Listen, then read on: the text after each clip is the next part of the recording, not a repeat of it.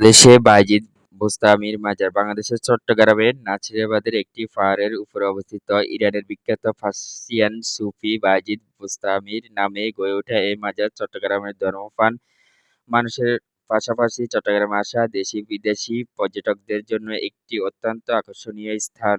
বর্ণনা এই সমাধির অব্যয় সর্বপ্রথম ১৮৩১ সালে পাহাড়ের উপরিভাগে একটি দেয়ালঘেরা আঙিনার মাঝে আবিষ্কার করা হয়। আঙিনার ঠিক মাঝামাঝি একটি সুবেদার অবস্থিত। পরবর্তীতে সমাধিস্থলটি আধুনিক কাঠামো দ্বারা প্রতিস্থাপিত হয়। সমাধি পাহাড়ের পাদদেশে একটি ৩ গম্বুজ বিশিষ্ট মুঘল রীতির আয়তাকার মসজিদ ও একটি বিশালাকৃতির মিনার নির্মাণ করা হয়। মাজারে বিশাল আকৃতির কাসিম বা কচ্ছপের ইতিহাস বায়েজিদ বোস্তামির মাজারের পাদদেশে একটি সুবিশাল দিঘি অবস্থিত। এর বাসিন্দা হিসেবে বোস্তামির কাসিম ও গজার মাছ সুবিখ্যাত। আঞ্চলিকভাবে এদের মাজারি বা গজারি বলে অভিহিত করা হয়। বোস্তামির কাসিম আন্তর্জাতিকভাবে স্বীকৃত একটি অত্যন্ত বিরল এবং চরমভাবে বিপন্নপ্রায় প্রজাতি। বর্তমানে বায়েজিদ বোস্তামির মাজার প্রাঙ্গণ ব্যতীত বিশ্বের আর কোথাও এদের দেখা মেলে না। মাজারের দেখাশোনার দায়িত্বে থাকা মাজার তত্ত্বাবধায়ক কমিটির লোকদের দ্বারা এদের প্রতিপালন করা হয়। বর্তমানে মাজার প্রাঙ্গণ সংলগ্ন এই দিঘিতে ১৫০ থেকে ৩৫০ কচ্ছপের আবাস রয়েছে বলে ধারণা করা হয়। পর্যটন মৌসুমে মাজারের মূল পাহাড়ের পিছনে এদের জন্য সংরক্ষিত স্থানে এদের ডিম পাড়ার ব্যবস্থা করা হয়। মাজারের ভক্তকুল ও আঞ্চলিক জনশক্তি অনুযায়ী মাজার প্রতিষ্ঠাকালে এই অঞ্চলে প্রচুর দুষ্ট জিন এবং পাপিষ্ঠ আত্মার পদরচনা ছিল। বায়েজিদ বোস্তামি তার এই অঞ্চলে ভ্রমণকালে এসব দুষ্ট আত্মাকে শাস্তির স্বরূপ কাসিমে পরিণত করেছে এবং আজীবন পুকুরে বসবাসের দণ্ডাদেশ প্রদান করেন। বায়েজিদ বোস্তামির আমাদের দেশের ধর্মপ্রাণ মানুষের কাছে অলৌকিক এক ব্যক্তিত্ব। সুলতানুল আরিফিন হযরত বায়েজিদ বোস্তামি রহমতুল্লাহ আলাইহি ৮০৪ খ্রিস্টাব্দে ইরানের বোস্তাম শহরে জন্মগ্রহণ করেন। পিতা-মাতার দেওয়া তার নাম ছিল আবু ইয়াজিদ বোস্তামি। তার পিতার নাম ছিল তৌফুর। বাবার নাম অনুসারে আবার কেউ কেউ তাকে ডাকেন তৌফুর আবু ইয়াজিদ আল বোস্তামি নামে। বায়েজিদের বাবা চাচা সবাই বেশ কঠোর ধর্মচর্চা করতেন। শোনা যায় তার তপস্বী ছিলেন তার পিতা-মাতা ছিলেন বেশ ধার্মিক প্রকৃতির লোক। তিনি কোনো একসময় প্রতাপশালী এক ঈশ্বর দরবারের শোষণকারী ধর্ম ত্যাগ করে গ্রহণ করেছিলেন ইসলাম। পারস্য তথ্য ইরানের লোকেরা একসময় ইসলাম গ্রহণ করে এখানে ধীরে ধীরে জনপ্রিয়তা লাভ করেছিলেন শিয়া ও সুফি মতবাদ। ইরানের জনসংখ্যার প্রায় ৯০ ভাগ লোক শিয়া মতবাদ অনুসারী। প্রকৃত ইসলামের সাথে সজ্জিত হয়ে আসা স্থানীয় ধর্মীয় আচার-আচরণ বিশ্বাসের ধীরে ধীরে সমন্বয়ের ফলে এখানে সুফিবাদের প্রচার ঘটে।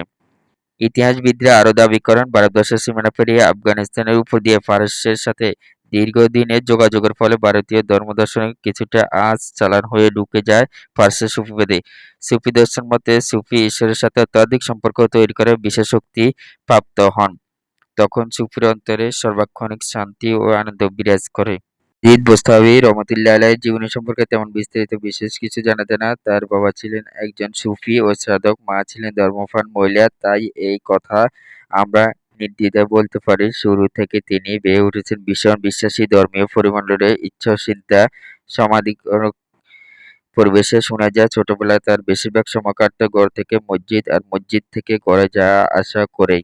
ছোট থেকেই বায়েজিদকে একজন অন্যতম প্রভাবশালী অলৌকিক ব্যক্তিত্ব হিসেবে বিবেচনা করা হয়, কিন্তু তিনি কিছু মোল্লাদের কাছে তার সময় বেশ বিতর্কিত ছিলেন। কবি কালিদাস রায়ের মাতৃভক্তি কবিতাটি পড়লে কবিতে বায়েজিদ বোস্তামির বালক বয়সের মাতৃভক্তির যে কাহিনী ফুটে উঠেছে তা এরূপ। একদিন বায়েজিদ বোস্তামির মা গভীর রাতে হঠাৎ ঘুম থেকে জেগে পানি খেতে চাইলেন। বালক বায়েজিদ পানি আনতে গিয়ে দেখলেন কলসিতে পানি নেই। তিনি রাত দুপুরে বহু দূরে ঝরনা হতে পানি নিয়ে এসে দেখলেন মা আবারও ঘুমিয়ে পড়েছেন, কিন্তু তিনি মায়ের ঘুম না ভাঙিয়ে সারা রাত পানির গেলাস হাতে মায়ের শিয়রের কাছে দাঁড়িয়ে প্রতীক্ষা রইলেন মায়ের ঘুম ভাঙার। এক সময় রাত কেটে সকাল হলো। মা জেগে দেখলেন বায়েজিদ তখনই পানি হাতে দাঁড়িয়ে আছে। মায়ের প্রতি এই ভক্তি দেখে মা আবেগতাড়িত হয়ে কেঁদে বলেন কইল, মা মরি মরি, বাছারে আমার পানি হাতে করে সারা রাত্রি ধরে দাঁড়িয়ে আছো, ঘুমানি আজও চোখে এলো জল ভরে।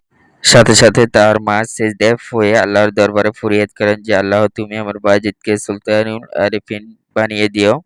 আল্লাহওয়ালাদের বাদশাহ বানিয়ে দাও। আল্লাহ মায়ের দোয়া কবুল করে তাকে জগৎ বিখ্যাত আল্লাহওয়ালা সুফি সাধক বানিয়েছেন। এটাকেই বলে মা মুক্তি। তিনি ছিলেন প্রথম উন্মুক্ত বাংলাদেশের চট্টগ্রামের নাসিরাবাদের একটি পাহাড়ের উপরে বায়েজিদ বুস্তামি রহমতুল্লাহর প্রিয় বায়েজিদ বুস্তামির নাম অনুসারে এই মাজার ধারণা করা হয়। সুফি সাধক ও আইলিয়াগণ চট্টগ্রামে ইসলাম ধর্ম প্রচারের সময় সচরাচর পাহাড়ের উপরে কিংবা জঙ্গলে ঘিরা অঞ্চলে আবাস স্থাপন করেন এবং এসব জায়গাতে মাজার কিংবা এই ধরনের বিভিন্ন স্থাপনা প্রতিষ্ঠাতা করেন। বায়েজিদ বুস্তামির মাজারটা মূলত ওনাকে উৎসর্গ করে প্রতিষ্ঠিত একটি প্রতিরূপ মাত্র, যদিও এলাকার জনশ্রুতি অনুযায়ী বায়েজিদ বুস্তামি চট্টগ্রাম আগমনের ইতিহাস সূত্রে পাওয়া যায়। চট্টগ্রামে অবস্থানের পরে প্রস্থানকালে ভক্তকুল তাকে থেকে যাওয়ার অনুরোধ করলেও উনি তাদের ভালোবাসা ও ব্যক্তিত্বে মুগ্ধ হয়ে কনিষ্ঠ আঙ্গুল কেটে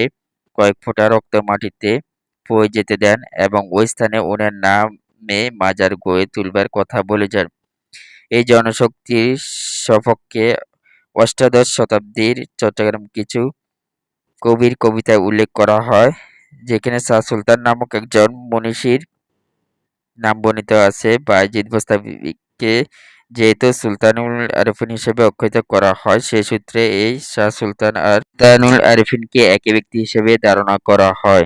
তো প্রিয় দর্শক, আজকের ভিডিওটি কেমন হলো অবশ্যই সবাই কমেন্ট বক্সে আপনাদের গুরুত্বপূর্ণ মতামত জানাবেন এবং আপনারা এই তথ্যগুলো সবাই শেয়ার করবেন, লাইক কমেন্ট করবেন অবশ্যই।